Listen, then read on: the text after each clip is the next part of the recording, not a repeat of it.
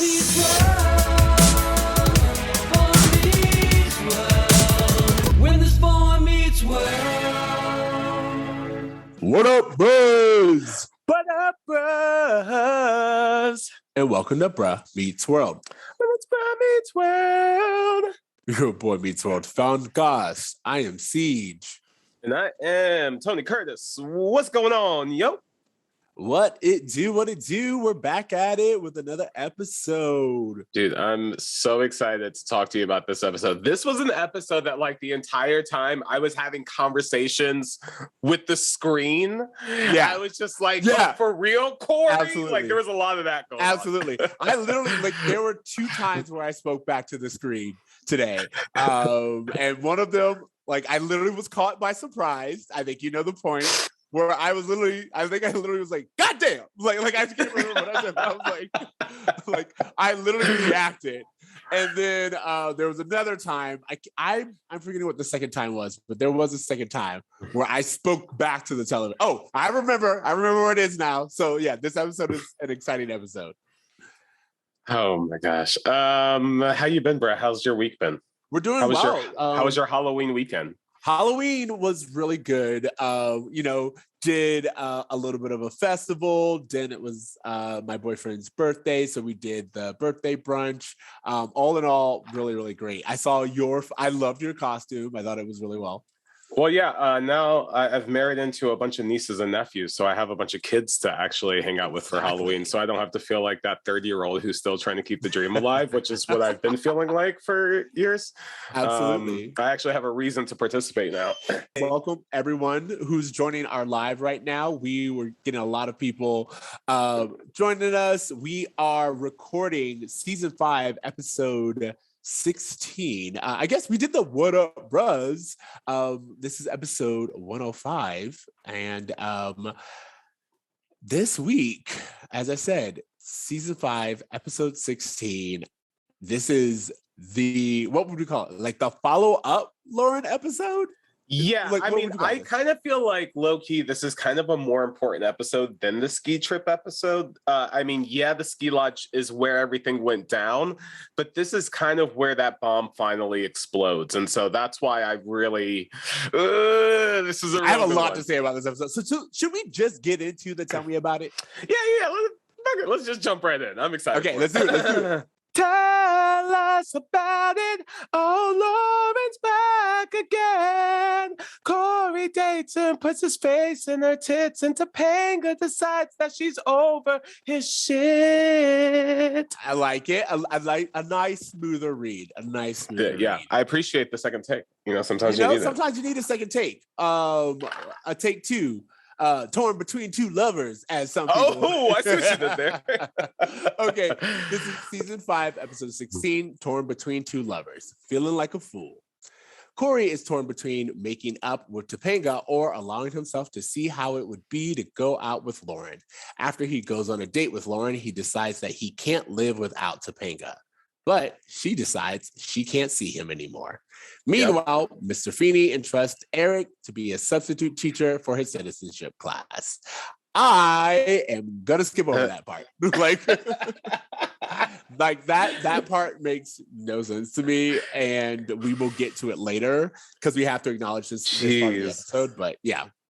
It almost felt like they were like, hey, like this Lauren thing is taking the show in a really dark path. Can you lighten it up somehow? Can we get some Eric in this episode just as comic relief? Because talk about 2 storylines that just don't have jack shit to do with each other. Absolutely. And we understand like studio notes. We are all familiar with that. But this was one of those things where it's like, why are you doing this to me? Like this doesn't happen. And also just to play with the citizenships of immigrants and like this, like, oh, but they're learning about the culture of America, but that shit's not on the test. So how does that help them? It just further confuses these people who don't understand the language to begin with, some of them, and probably waited years to take this test, some of them. So it's just a thing that I'm just very curious about.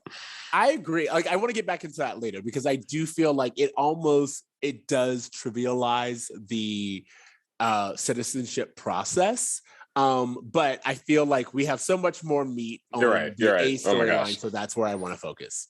Of course. Okay, so Cory and Topanga. I have to admit, there were a few things going on, and I'm just gonna give my download of the episode, and then I would love to hear your response. Okay, sure. I think right off the bat, we come in with Cory being like, I did nothing wrong. I'm like, you did nothing wrong?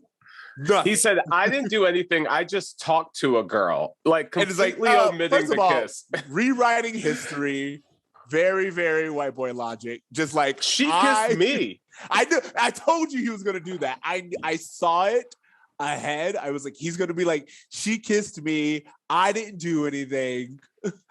Poor me. I was just sitting here being my innocent self. And here comes Lauren with her temptation. And I'm the innocent bystander. So that was... I thought that was very interesting as well. Like, as soon as he was like, I didn't do anything. I don't understand why she's so upset to begin with. I was like, really, Cory? You don't understand? Come on, bro. Of course he doesn't understand, because I thought in his mind, he didn't do anything wrong. In his mind, this is, again, it's just a small infraction. She's going to forgive me. Yes, I've cheated a few times, but who hasn't? Like, I think that, like, that's kind of like where Cory's coming from, but everyone else can kind of see the writing. Yes. And so much so that I kind of wanted to point out the anxiety that Shawn's starting to feel about their relationship, because that actually plays a pretty big part in his arc this season, is how invested he's gotten into their relationship. Like, it almost feels like a second divorce for him that he's going through by seeing them together. He's like, Shawn thinks it's raining because God is crying, because he designed Cory and Topanga to be the perfect couple. And I want what you have, and how can I want it if you don't have it? Like, all these things he's saying that's projecting Cory, like saying, you're supposed to be the template and you fucked it up, so what do I do now? It's a lot of divorce kid stuff going on. So what was funny about that is you have this line that Shawn says where it's like, you are supposed to be the guideline for everyone else to understand that, like, if you and Topanga can't make it, then what else is anyone else doing? Like, it's like, you guys are the example for us to follow. And it's funny because, like, they kind of become the example. Like, we've talked about this, like the toxic history that Cory and Topanga have on the show, and how that bled over into real life. And so many people who were looking for their Cory or looking for their Topanga, without us realizing that that was not a relationship that should be mimicked at all. First of all, they're children, and so they're going to make mistakes. But also, there's a lot of toxicity in Cory's character, and there's a lot of flattening of Topanga's character, and maybe this is not something that we should hold up, even though it did give us aspirations as children. Oh, of course. And I mean, it inspired Shawn so much that he plays an integral part on trying to bring these two together, which we're going to see in next week's episode, which I can't wait to talk about. But he's like, arranges them. He's like, you know what? You can't do any better than Topanga. And probably for Cory, maybe that's true. He says to Topanga, you can't do any better than Cory. I'm pretty certain that's not true. But he kind of arranges for them to have like this meeting place. And so he's like, all right, both of y'all meet up at Chubby's. Ceej, I'm assuming this is the moment where you said, God damn. Was when they're waiting for Topanga to arrive, and who walks down the steps but cute ski girl Lauren, making her second appearance. Absolutely. So here's the thing. I was not expecting, like, you guys know, I go into this very blind. I was not expecting Lauren to show up. So, like, when Cory turns around waiting for Topanga to come and it's Lauren, I was like, what the, like, this is, get gone. To the left, like it was like leave, like I could not get over it. And it was really, really funny to me, because I think that Shawn's behavior in that moment is what Cory's behavior should have been, and therefore it shows why this was already a problem. Because he was like, hey, Lauren, you got to get out of here because I'm trying not to fuck up this thing with Topanga. But the way he went about it was the way he would go about it if he was also trying not to fuck up this thing with Lauren at the same time. You know what I mean? Like, he wasn't rude to her the way Shawn was. And And maybe, like you said, Cory needed to be a little bit more rude because it just, damn, like the fucking the path he goes down in this episode is just like every turn he makes, you're just like, yeah, no, like see, again, and here's like, I don't think that it's like it's not a problem that Cory. I think like it's a really healthy thing that we do get to see Cory going on a date with someone else, and he does have like this, like all of this is really good. I think there's a part later you're going on. too fast, bro, because you're skipping over. No, I haven't gone there yet. I haven't gone there yet. I'm just saying, I'm still with the Lauren surprise. To be honest. Okay. I'm just saying that it's very reflective that everyone else knew how to behave in that moment. Lauren knew how to behave in that moment. She was like, look, I'm here to talk. I know you weren't here, but like we should have this conversation. Shawn was like, get out. Leave. Door to the left. And then Topanga even stumbles upon it and she's like, it seems like she wants to have a conversation with you. If you want to have that conversation, have that conversation. But the only person who did not know how to behave is the same person who doesn't seem to get the weight of this moment. No. And as don't think I forgot the fact that he very much did say, you need to go before Topanga comes. I want you to leave before Topanga sees you. Not Lauren, I don't know why you came here. Like you misunderstood our connect. None of that. Just go before Topanga catches you. And Topanga's already there, buddy. Yeah, okay. So I guess the thing that I kind of want to break down is Topanga saying to Cory, like, hey, she came all this way to see you, and if you feel you need to see her, then do it. Let's talk about it. Is it a trap? Is it just her just seeing like, hey, I need to see which way he's gonna go? Does he need to verify his feelings for me? Does he need to spend time with this other girl? What are your thoughts on this whole thing? I feel like saying it's a trap it's dismissive of Topanga's position. It's very like female anti-feminist energy, in my opinion. It's just like, oh, women always be set in traps. No, Topanga was like, you do what you feel like you want to do. However, your actions will tell me everything that I need to know. Yeah. Like that's how I saw it. And he should have been like, I don't need to talk to her. I don't know why she's here. I came to make up with you. Please, like that's how his mindset should have been. But instead, Cory was like, I mean, if you want me to see her, I'll see her. It's like that guy who, like there's that old joke about like the threesome, and it's like, oh, if you want me to sleep with her, I'll do it, but I'm doing this for you to make us stronger. And it's like, dude, who you lying to? Because it's not me. Yeah, I mean, I guess you're right that like Cory really had the opportunity in that moment while Lauren was there, while Topanga was there, while the whole misunderstanding was there to be like, hey, everybody listen. She came here to see me. She did not contact me. I didn't know she was going to be here. Lauren, I'm sorry you drove all the way out here, but you really need to go home because I realized I messed up with this girl I love, blah, blah, blah. Like he should have had that moment, but he decided, if Topanga says it's cool for me to go on a date, maybe I should go on this date. And isn't that the moment where Shawn's like, and it's over? Like, isn't that the moment where Shawn's just like, and like from here on out, it's done? Because Shawn, again, we know that Shawn doesn't really know what a healthy relationship looks like, but he knows what a distant relationship looks like. He knows what a relationship that's falling apart looks like. And Shawn is like constantly being like, you are fucking up. You are fucking up a good thing, but also do what you need to do. Like maybe the good thing needs to be fucked up. I don't want it to be, but maybe that's what you need. Well, Shawn does speak conversational womanese, so as discussed in this episode. All right, so we move on to the second act. They're in the kitchen, they're having this conversation, and then Amy and Alan give Cory their advice.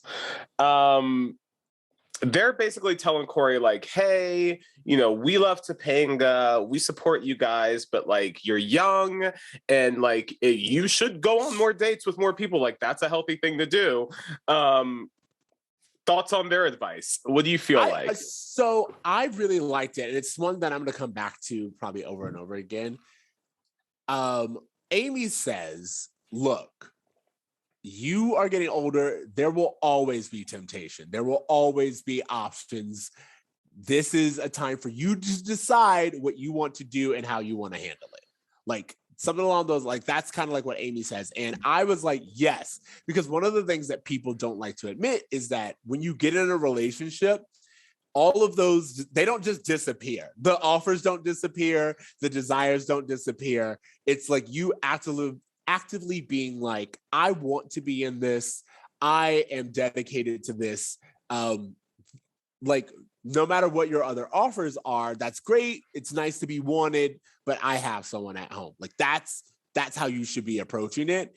And it's just clear that Cory isn't. And I think that everyone, again, they're just kind of like, you seem to be interested in this. So instead of like using Topanga as a shield and being like, oh, I can't because of Topanga, why don't you do what you want to do and then live life with those consequences? Yeah, and I think consequences is for like your decisions is kind of the big thing here because, and not to fast forward because I kind of want to stay where we are in the kitchen, but even as Cory is on the date, like you're kind of like, oh, this isn't bad. Like this is cute. Like I like you vibing with another girl. I'm not against this part of it, but there are consequences to your actions, and for you to think that it's cool while your relationship is on the rocks with your girlfriend to go out with another girl, maybe it's not as cool as you think. I don't know. I just thought that was just a really, like the whole thing that Amy said, life will present you with opportunities and temptations. It's up to you how you handle them.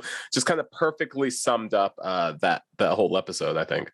Yeah. So like also, but we also get Alan. So here's the thing. I will say that this was like a little funny thing with me where Alan was like, your mom let me date this Teresa girl before we settled down. And Amy was like, I didn't do that. And I thought it was really funny for two reasons. One, I don't know. I do feel like it's one of those we were on a break situations where Alan was like, well, fine, I'm gonna go out with Lauren. And she was like, do you?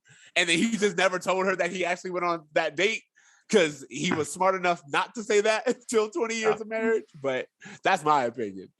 No, I think it's so funny because if you look at Amy's reaction to Alan saying like, oh, your mom let me test our relationship with another girl and go on a date and we're fine. Amy's like, I didn't do that shit. In fact, we would not be together if we did that shit.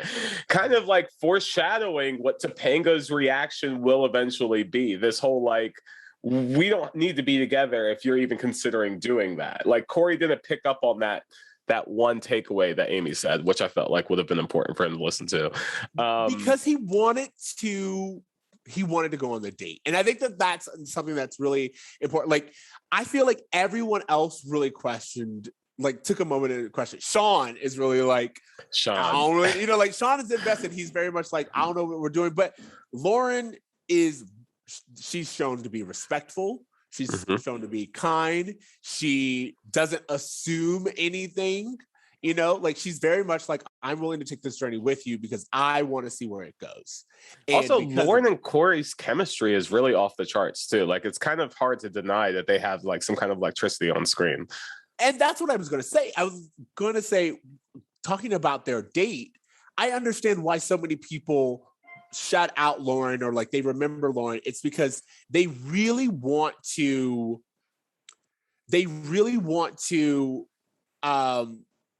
address that chemistry. They really they feel it just like we all feel it. They are like, you can see it on screen, and I honestly would have loved to see that story arc. I would have loved to see it be like Lauren, like how do you deal when your old ex-boyfriend has a new girlfriend and she's around all the time? Like, how does Topanga deal? How does Shawn deal with the fact that Cory has a girlfriend that's not Topanga? Like, that's something that I think I would have liked to see, and I think we all would have liked to see. And we feel a little shortchanged by like witnessing this chemistry, but not really getting to see it play all the way through. I'm assuming I also wonder if the audience's relationship with Lauren has to do with the fact that she's kind of like the first side girl that they didn't write to be just like a bitch or just someone flat. Like they kind of like put more meat on her bones than they do with their typical girl of the week.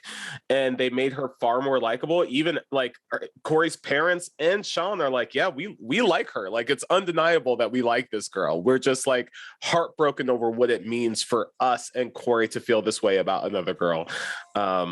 Which I just thought was super interesting. They absolutely fleshed out Lauren a little bit. They gave her I was gonna say, like, we're on the date right now, right? Like we're talking about them on the date. Okay, yeah. We're on the date. The reason why I'm bringing this up is once it starts to rain and she's like, I love the rain, and it becomes Manic Pixie Dream Girl really quickly. It becomes this quirky girl who doesn't like, I don't know, it's like what was I getting? I'm getting Garden State vibes. You know what I mean? Like, yeah. It feels like this girl that they were trying to make so likable for Cory. But yeah, I mean, she doesn't. I guess I'm struggling to find out what she likes about Cory. Like, I don't think that's ever been clear. It's just like, oh, well, Cory's a great guy. Everyone knows what she sees in Cory. Like, it's like, does she? Like, I don't know. I don't know if Cory gives me that first impression or not. But I want to talk about the thing that I picked up from on the date, which is the contrast they were trying to make between Lauren and Topanga. Right off the bat, Lauren's like, yeah, I want a little cottage in the woods. I don't need anything fancy. I just need my husband and maybe some kids. And Cory's like, oh, you don't want a big apartment with a skylight and a fancy this, and, you know, talking not about Topanga, but directly about how materialistic maybe Topanga is, which that's not even Topanga. Topanga Lawrence, materialistic. What happened to her? But whatever. But trying to show this contrast. And I just thought that was just really interesting how the show is like trying to make Topanga into this person who we just don't know her to be. This whole season, she's kind of been like that. well, yeah. So it's funny to me because when you were talking about the contrast, I think that they do try to be like, oh, Topanga's like, has this big city aspirations, and Lauren just wants to like have a little cottage in the hill and maybe a few kids. And it's just like, that's probably not far from what Topanga is, but also it's like, that's not Cory. Like, when have we ever known Cory to be, I just want to go to the woods and chop some wood type of an individual? So it's interesting that they try to like pit Lauren as like an easier, simpler life. I was going to say that. Topanga as like this city girl who like wants to achieve big things, but it's like Cory's not exactly like, he's middle America, but she didn't say she wants to just have a house in the suburbs. She said country. She said log cabin. She is you met her at a ski lodge. Like, there are some interests that are not quite overlapping there. I think what they're trying to play on is this whole idea that like, hey, this temptation that's coming up in your life is like, not only is she pretty and not only is she super into you, bro, she's way easier to please than that chick you were with. That chick who made you drive to Vermont for syrup, this girl would never, she wouldn't even give a shit about the syrup, bro. Like, weigh your pros. And they're like trying to make her into like the cool girl. And like that. Yeah, that's whole, what I said. That's your Manic Pixie Dream Girl. Yeah. You know, like she's so easygoing, and she's down to do what you want to do. And she what was I gonna say? She lets you look inside her jacket. Like well, that, we'll get to that in a second. Was a moment where I was like, okay, what we doing? We'll get to that. But I guess the only thing I was trying to like point out with this this kind of comparison that they're doing is that oftentimes to make women seem more attractive to men, they make them easier to please. And I just think that was just a really funny thing that I took out of that whole thing. It's just that if this is the commentary, that the woman who's easier to please, that you don't have to work as hard to, you don't have to overcome your own bullshit. You don't have to achieve as much to make her happy. If that's the ideal woman, what does that say about the man that's doesn't need to work? He's like, oh no, this other girl's great. I just don't want to work as hard for it. Like, I don't know. There's something there that's socially interesting. Like a tangent, but I think you are dead on. I think that a lot of media and a lot of stories will say that like in order to entice a man away from his relationship. It's like, oh, the easygoing, fun-loving girl. And she's just cool. It's like hanging out with one of the guys. And it's just like, but almost always you're talking about a lazy dude, a dude who's already putting in the bare amount of effort. And that's why in those narratives, like, usually the girl who he's leaving is just like, you go do you, because she likes you for the effort that I'm putting in. And the moment both of you have to apply effort, it no longer is the easygoing thing that it once was. Like, this is a storyline that they did in Scandal. Spoiler for Scandal if you haven't watched all the way through. But like, this is a storyline they do in Scandal where it's like, the main antagonist is like always been having this affair, and at one point in his time, you know, he leaves his wife for her, and they actually go off and they're having a relationship. But guess what? He's whiny and he's needy and he's upset and he's starting to cheat again. And it's just like, oh yeah, and the wife and the mistress have a conversation. She's like, you always got the easy part of him. I handled. I was there when he was crying. I was there when he needed guidance. I was there when he wouldn't do the dishes. You know, it's like, that was all I got to do. And you got to have the vacation, the easygoing version. And that's what I think that a lot of guys don't understand, is that, yeah, you like her because she's not making you do the work that your terrible girlfriend is making you do, but your terrible girlfriend actually has your best interest at heart, and she wants you to be the best version of you. I don't know. And yeah, kind of to that point, Chris Rock has a really famous saying where he's like, the first time you meet someone, you're not meeting them, you're meeting their representative. Like, I love it. That first interaction, before you kind of cut deep and kind of go through shit with another partner, your relationship is so surface level that it's so easy to remain joyful and kind of lustful, and just this kind of like electricity, the butterflies, all of that kind of surface level shit is so easy to maintain when you don't have those trials and tribulations that you were talking about in your Scandal example. So I just thought all of this was so fascinating, and I'm just glad we can kind of talk about this now. Yes, let's talk about the jacket, because this was something that I was talking about in the previous episode, was that Topanga is not trying to put Cory in her jacket like that. Yet Cory now has a girl who is willing on the first date to put his face in her tits. So yeah, don't make it, sorry, don't think that I didn't notice later on when we're doing this compare and contrast thing with that. It's like, Topanga's the one who like, I would, but Lauren is telling me I can't. So kind of balanced. And Topanga's like, got this, but Lauren's letting me touch this. Like, exactly. And it also just kind of feels like that thing. And forgive me, but like, you ever know, like, I don't know, shitty people, like when they're in relationships and they're cheating on their partners, like that whole thing of just like, once they got that thing, like their box was checked, they're like, oh, nothing happened and I can move on, and I kind of filled that fantasy and I'm done with it. Like, he got to be like on a date with a girl who was super into him and was shoving his face in her boobs, and he got to have that, and then he was like, oh, you know what, I think I'm gonna go back to Topanga now. Like, it is like mad shitty. Absolutely. It's so shitty. Like, we're kind of walking through the episodes like this, but again, I think it's because there's a lot to say about Cory Topanga and Lauren in this episode. Like, again, after the date, he goes, I went on another date. I went on a date with another woman. I had fun. And again, I think he feels guilty about having fun. And it's like, you don't have to feel guilty. No one wants you to feel guilty about having fun. What you should feel guilty about is how much you did behind Topanga's back, when you could have just been like, hey, I want to see where this goes. I want to, you know, like, it's going to be really hard. I don't think you did anything wrong, but I'm going to have to let this go in order to see where this can go.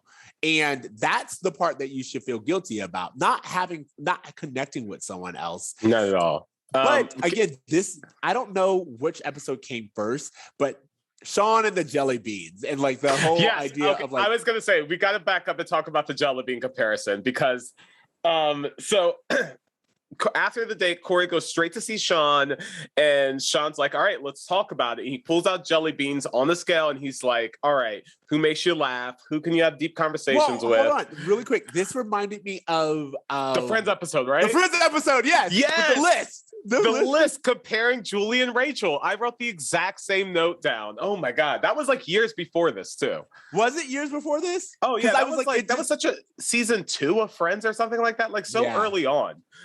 Wow. Oh, and then okay. So like the chat is going to they were like the iconic jelly beans, and they say Girl Meets World recreates the jelly bean scene. Thank you guys for shouting that out. That's something that I definitely forgot about. But like again, I think you're right. This episode, the whole Lauren, what would you call it? Story arc is very iconic, and it's one that like will define the series, and so much so that they go back to it time and time again. And this idea of comparing and contrasting the new girl with the old girl, to me, it's always dismissive to like, I don't know how to say this, but it's like to like compare two people in that way doesn't feel right. Like it's just like, oh, instead of being like, hey, you know, honestly, there is a connection there and I do want to pursue it. Or, you know what, even if I had a great time, Topanga's always been the one for me. Like this idea of like kind of stacking them up and really breaking them down to, okay, this one's willing to let me touch, but this one has something that I'd like to touch. And I put in a lot of work into it. This one I can tell anything to, but this one, you know, it's like just kind of like doing that whole thing. While it may be a good exercise in theory, to me, it's also, if you aren't sure specifically with a relationship, if you aren't sure, then you have to be upfront about that. Like you don't get to hold on to both. I don't know if that makes sense. No. And you know what? I'm so interested to hear what our listeners think about the jelly bean comparison. Please comment and let us know what your thoughts are. Yeah, we have a few of you. Let us know.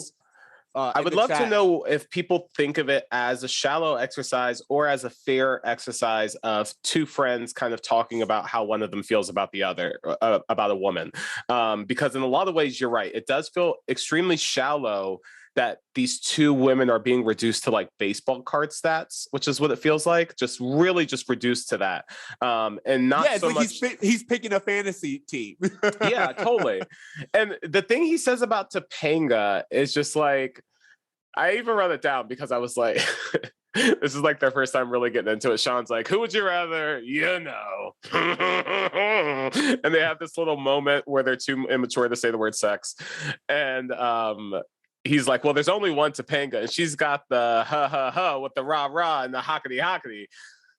I have a question for you. What is the ha ha ha? What is the rah rah? And what is the hockety hockety? I'm not about to sexualize teenage Topanga. Like, don't get me wrong, Topanga has I couldn't figure it out. A lot of people with crushes, but I'm going to assume it's all the things that you think are the things. Like that's what I will say. I'm not digging that great for myself.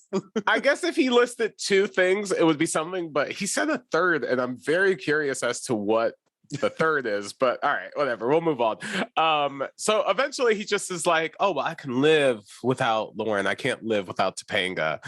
It's no contest. But that was the moment that I really clicked to me, that friend scene, because I think Ross comes to that same conclusion where when he goes to list Julie's side, he just writes she's not Rachel, which is the same thing. Oh man, not Rachel. Rachel. So we're at Chubby's, and wait, really quickly, I absolutely want to move forward. The only thing I wanted to say is this idea of I think that you put it perfectly. I don't think there's anything wrong with like talking about how you feel about each individual. I think it's wrong to compare. Like that's where it gets wrong to me. It's like there's nothing wrong with being like, hey, let's just talk about it. I really like Topanga. I really think that we have this whole thing, but it's like when you're doing like a 1-for-1 and a pro, like not even a pro and cons list, but just like okay, mathematically speaking, Topanga's like a 7 and Lauren's like a 6.5. So I'm gonna go with the 7 just because, you know, like that's when I think it becomes a little problematic. But again, I feel free to tell me I'm wrong. Yeah. I would love to get people's thoughts on that. Someone said Cory doesn't even know Lauren well enough to have a fair comparison. So and No, that's a of very course good not. point. It's like, how are you like? I think that it's like the idea that you would even compare Lauren to Topanga is insulting to Topanga. Totally, because like we talked about, him and Lauren had what, 2 days at most worth of conversations. Like for him to really kind of make Topanga kind of go through this in like the worst way possible to figure out how he feels about a girl he had 2 conversations with kind of shows that both him and Lauren are really projecting onto each other of these ideas that they have. Such a good point. And then someone else in the chat said, I think that the jelly bean scene is something men do when they are torn in making a decision. And I would argue, because I kind of felt this way, I would argue that it's something that men do when they've already made a decision, but they need to justify it. It's like, I need to justify my decision. And as you said, it's like, well, I kind of already did it. And so to not make it seem like I did it for a frivolous reason, I'm gonna say that, like, no, actually they're pretty close. It was like, it was only smart for me. Yeah. You know what I mean? I mean, please, guys, share your thoughts. Okay, Chubbies, yes. Okay, so Cory is telling Topanga about his date. Cory has this whole speech he gives where he's like, hey, I had to learn that liking someone else doesn't take away from loving you. And doesn't that just sound like, hey, just because I fucked her doesn't mean I made love to her? No, baby, you'll understand. I fucked her, but I love you. I make love to you. And if you're going to throw away our love because of a fuck. Exactly. So you just gonna throw away a whole relationship because here's the thing. I think what's funny is that only goes to show that Cory doesn't get what the real infidelity was, what the real problem is. It's not that you went on a date with Lauren. It's not that you were tempted by Lauren. It's not even that you kissed Lauren. As she said, what I won't do is be here and be compared to some girl who literally just skied on in and made you feel good for an evening when I moved away from my parents. Oh, I love that. Yeah, we have to talk about that. Topanga was like, I can't see you anymore. Do you have any idea how many guys hit on me? 1, let's circle back to that. 2, I moved away from my parents to be close to you, which is the thing I brought up last time, but I was like, please let them talk about that because that's such a big deal. And she was like, I would have given you everything. That virginal thing of just like, hey, you were the one I was gonna give this thing that means everything to me to. I was going to give to you, and you have ruined everything. Let's talk about it. First of all, Topanga coming in with the like for me, it was so impactful because Topanga was like, she listened to everything he had to say, and then she was like, I get hit on all the time. Yeah, you had some girl I get dick offers on a daily, every day, 2-for-1 coupons, and I've never questioned it because I've always believed in us. But you have someone give you a little bit of attention, and all of a sudden, the time and effort that we've had together makes you is compared to this one night or whatever, so much so that you disregard my feelings, the history that we have, the effort that I've put in. And then you have the audacity to come and be like, hey, being with her made me appreciate you. Not the other things that you've done, not the sacrifices that you've made, not the dedication, not even the forgiveness that you've shown me time and time again. Being with her made me realize how good I had it with you. And I am supposed to be grateful? Nah, keep it. Yeah, because basically what Topanga is kind of, she says, but she doesn't say, is almost this thing like, it's not enough for me to be the best option of your options. Like, I need to be your only option. And if you're going to consider, letting other girls become options when I don't let any of these guys who throw me dick on the regular distract me from you, then what's up? And I just love that she just perfectly called him out with that one sentence. Do you have any idea how many guys hit on me? And the wait. I just want to get into the chat because the chat is saying things which I absolutely love. Because, all right, so the second time where I spoke back to the TV is when Cory grabs Topanga and was like, you told me to go with her. And I was like, yo, watch yourself. Like, you got a little too hype. Energy was bring your voice down. Watch your hands. Like, I was immediately like, get a little too feisty up in here. But then when he was like, you told me to go see her. And they were like, when Topanga says, and you listened, that was so impactful. And I was like, that's another point. It's like, I essentially told you to do what you wanted to do, and you did it. And that was the thing. Yeah, and that's the thing that Cory still doesn't get, is that like he did something he wanted to do, but it was because he chose to do it that she's truly upset. They also said that like, I'm just reading from the chat. It was like, this whole thing speaks to Cory's insecurities. He's crazy insecure, and the attention was intoxicating. Whereas Topanga is secure as fuck. Yeah, that's true. I mean, Cory's constantly been insecure since the series started. Every day he's trying to make himself cooler. He's trying to become more popular. He's trying to become more attractive. He's trying to, hit these milestones. And like every episode, he's feeling like he's not enough to be that person. So this girl coming in and being like, yo, you're everything just as you are. I'm obsessed with you, is feeding his ego to a point where he just can't help himself. Absolutely. I personally, when I saw Topanga like say that, it's like you root for Topanga because she does deserve better. Like, as much as we aren't really getting like the Topanga that we know and love, and we did like the chemistry, it's very clear, especially as an adult, it's very clear that Cory is in the wrong. Cory didn't value what he had. Totally. Oh, it was something too that made me write. I had to jot this down.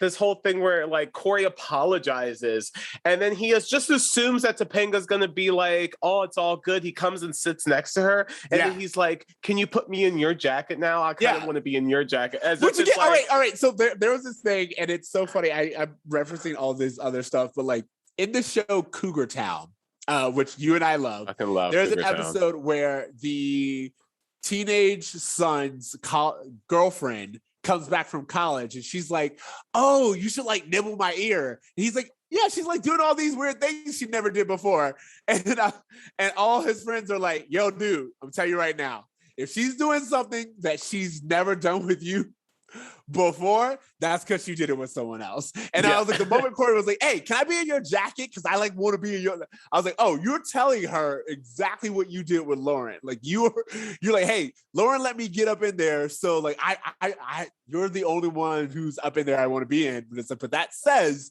that you were somewhere else." Oh my God. I just also want to say that I love that Cory ends up with an unhappy ending. I love that Shawn's like, "Oh, everything's going to be okay." And Cory finally, for the first time, is realizing like, "Oh, I could actually lose this relationship." And he did. Oh, I lost it. You lost it. Yeah, he lost it. Yeah, but he didn't. I don't think he believed that he could truly lose it until that moment. Like he believed that he could apologize his way back into it, and everything would be okay. It would just be an episode of the week, and him and Topanga had a fight, and now they're back together, and everything's okay. But what's funny about that to me is I kind of wish that we had Lauren longer, and we got to see. Like, I'm glad that we had this breakup because we needed it. We needed Topanga to stand up for herself. We needed men like Cory to understand that you don't just get to hop in and out and kind of like half toe a relationship with either person. Like, that's needed. And that needs to be seen, especially at this age. But I do kind of wish that we had a longer story arc to deal with, hey, you don't get Topanga back immediately. This isn't like, it's like you're losing a relationship, but I think we also know like Cory and Topanga are getting back together like by season's end. You know what I mean? Yeah. You know, I will have to say, like, you're right. Like, I kind of wish this was a 2-parter episode, but then I was like thinking about it and I was like, this isn't like a 1-2-parter. There's like this whole season has like 7 episodes that you have to watch in order. You have to watch like It's not these usually group of serialized episodes. than it Yeah. was this time. Totally. And for the first time, it's like, no, everything that happens in this episode directly affects the next episode and directly affects the next one and so on. And so they're just kind of moving into way more mature storytelling. You know, not just in the subject matter, but even how they go about telling the subject, which is just really interesting too. I have a question for you because you know better than I. Is this the last time we see Lauren? You know what? I think it is, unfortunately. And the reason why I asked is because Brief people in the cameo. chat said that they wish that like the audience could get to know Lauren a little bit more.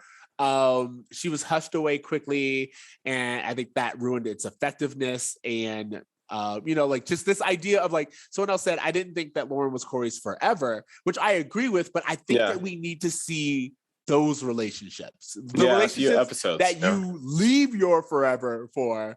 And then like actually see where that goes and actually see that, because how they've kind of set it up now is that Cory chose Topanga because he's always been with Topanga and it's always been Topanga, you know, it's like that kind of thing.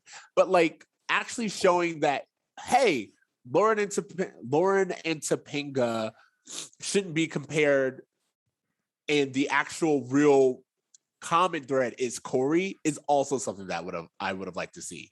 That it's Cory who fucks it up. It's not that that Lauren was something bright, shiny, and new. It's the fact that it was the fact that Topanga was something bright, shiny, and new, not just the connection that she had with.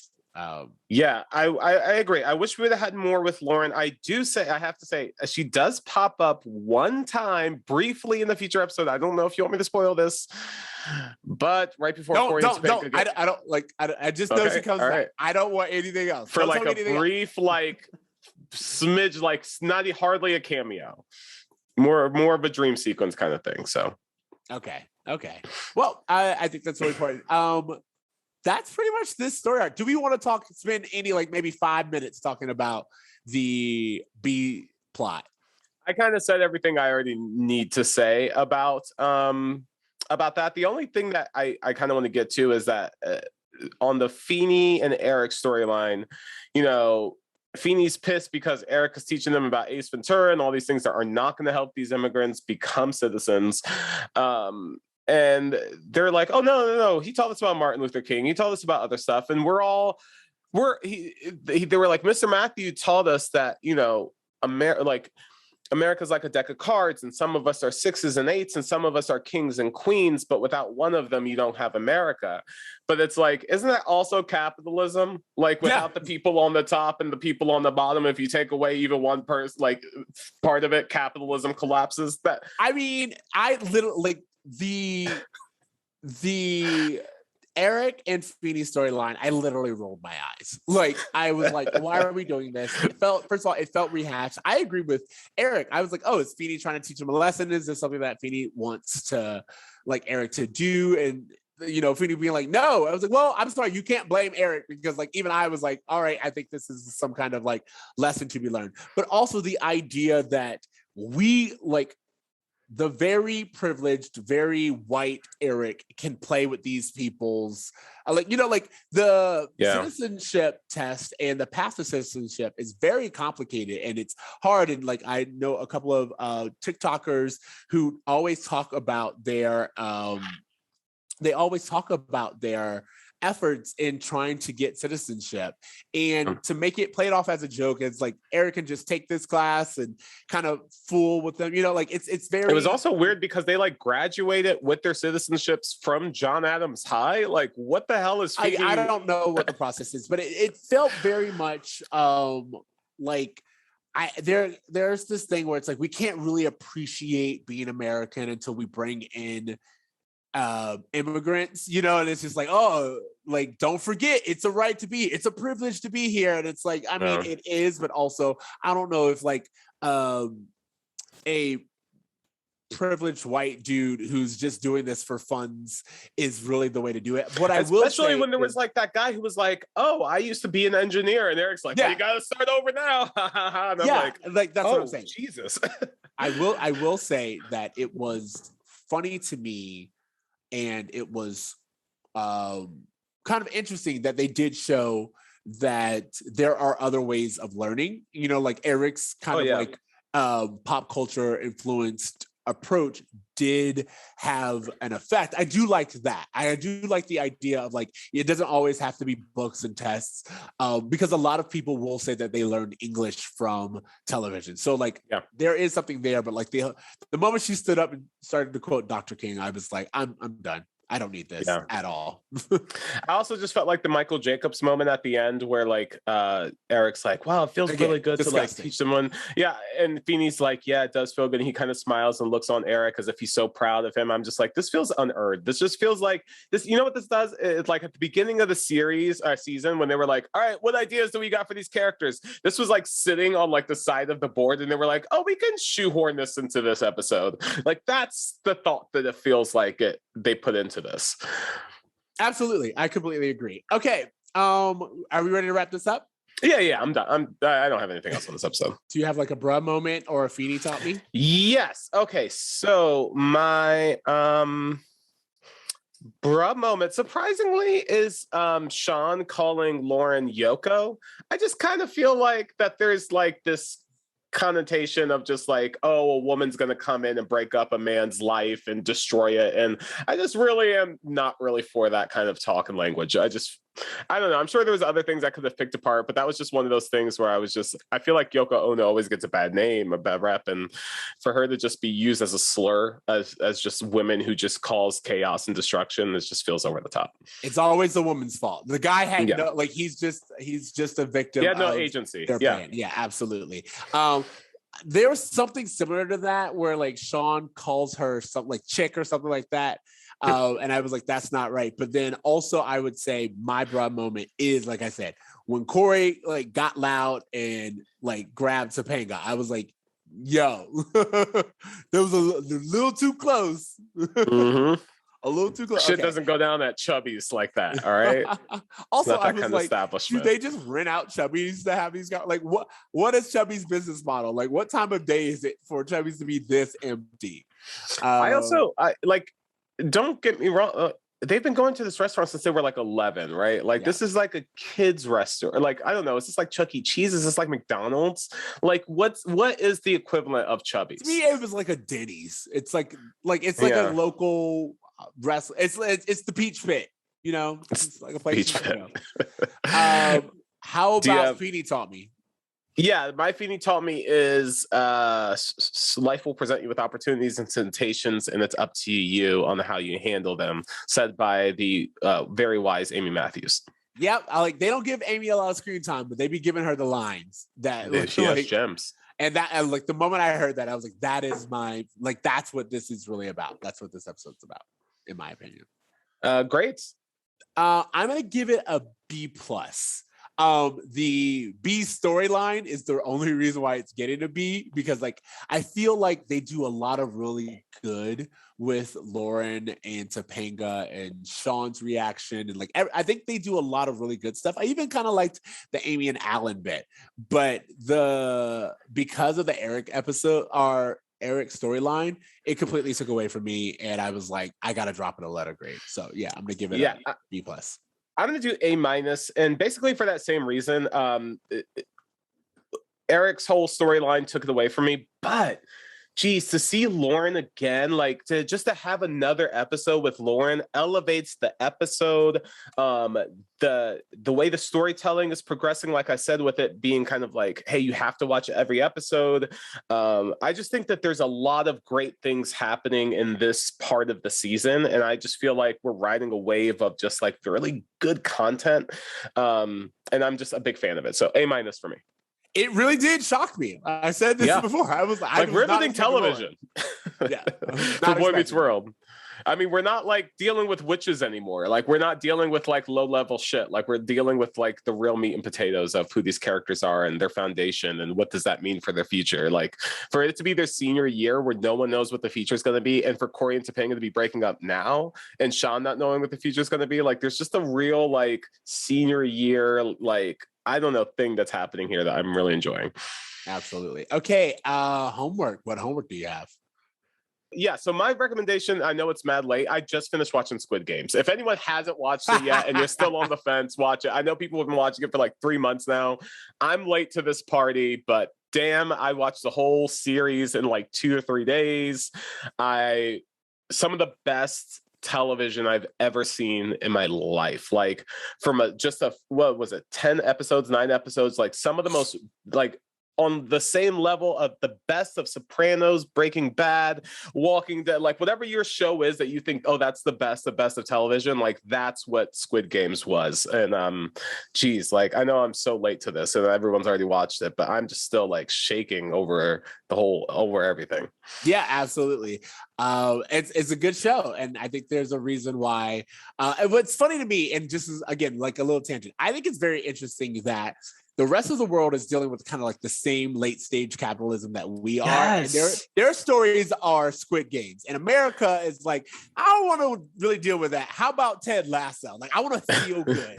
And like, that's the problem now with America. It's like, we want to feel good. It's like, no, Korea is being like, yo, there's some shit going on. You know what? I said the same thing when I was watching it. Was like, it's so interesting that the two pieces of content that made it from South Korea to America in a really big way are Squid Games and Parasite.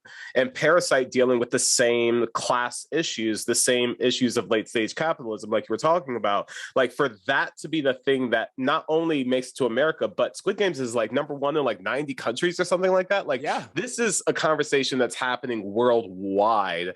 And just the way that they talk about immigrants and the way we treat poor people, the way we treat people who just get out of prison, like all these things that are melded into the episode just make it all just so, I don't know how to, I'm still coming off of it, so I can't really articulate the way I'm feeling about it, but it just feels like I had like a 5-star meal after just like eating McDonald's for a week. So it was really great.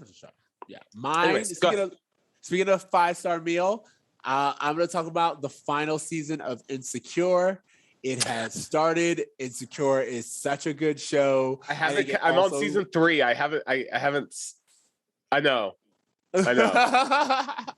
It's a good show. If you haven't checked it out, TC, check it out. Get caught up. Insecure. To me,